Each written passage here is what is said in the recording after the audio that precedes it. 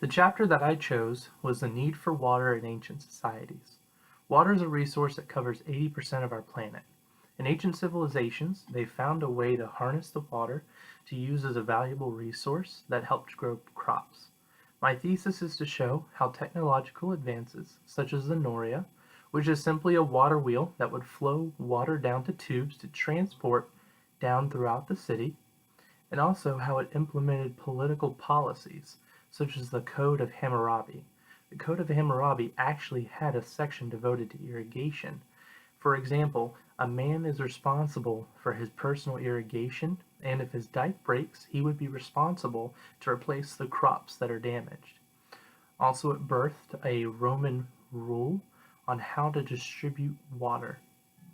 Also, there was a gentleman in China by the name of Zhao Shen, who was a grand administrator who would travel and inspect water in springs in his area. He also formed guidelines for water distribution regulations.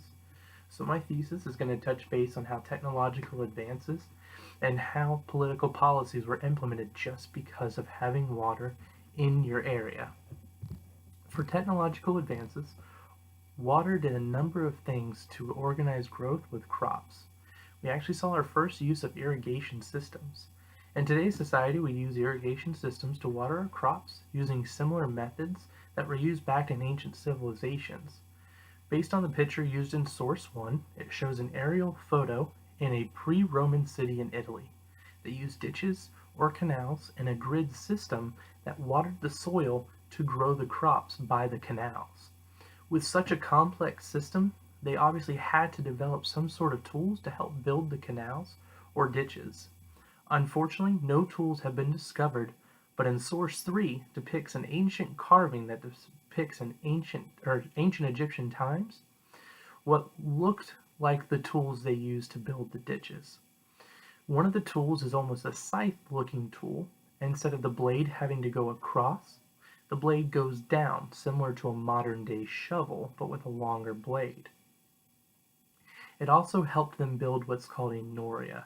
A noria is simply a water wheel. Based on Source 7, there's a picture of the water wheel, and as it would rotate, it would bring up water and have the water stream down like a gutter type tube, and that would distribute the water back and forth throughout the city.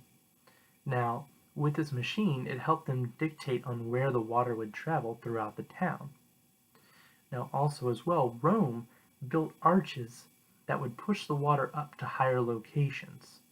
And then that water would have to reach those higher locations instead of them walking up and down, back and forth to bring up their water.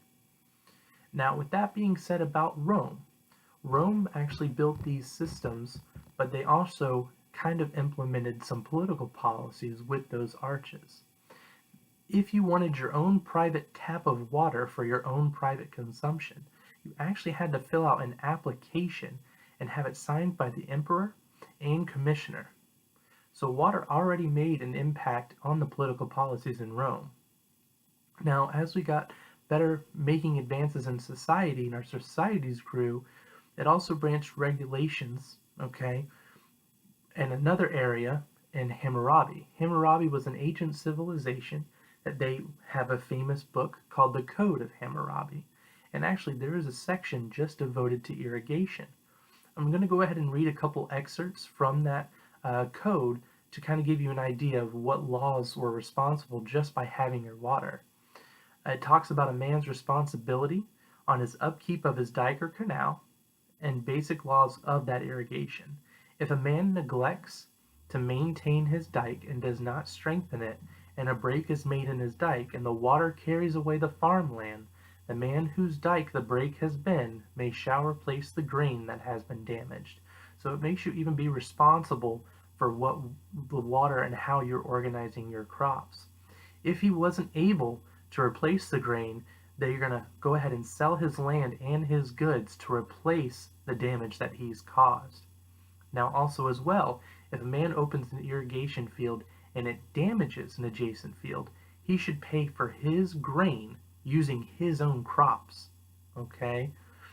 Now, if a man has stolen a watering machine from a meadow, he needs to pay 5 shekels of silver to the owner of the watering machine. Now, these rules were all in place just because of water and the advances that the waters made. So it goes back to the technological advances that they made, and also as well that instituted laws and political policies on how it should work. The last thing I'm going to touch on base with is about the political policies is a man in China by the name of Xiao Jin. He was actually promoted to the Grand Administrator of Nanyang in the Han Dynasty. He wanted to create benefits for people. He traveled around and inspected waters and springs in his area. He also formulated regulations for the people concerning the equitable distribution of water. So there would be no confusion, he actually inscribed stones and set up the boundaries of fields to prevent disputes over the distribution of water. Now, with all that being said, in conclusion, without water, civilizations would not be able to thrive and grow with a sustainable resource.